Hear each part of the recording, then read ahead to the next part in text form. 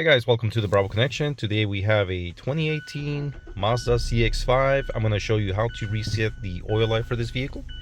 So using the wheel right here, we're going to be navigating over to applications. If you don't see the screen, go ahead and press the home button right there. That'll take you to that screen.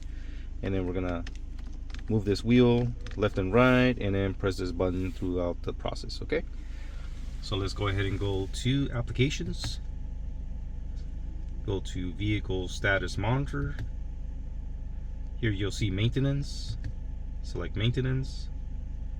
And we're gonna be doing all these three right here, resetting them. Go ahead and select scheduled, select reset, select reset.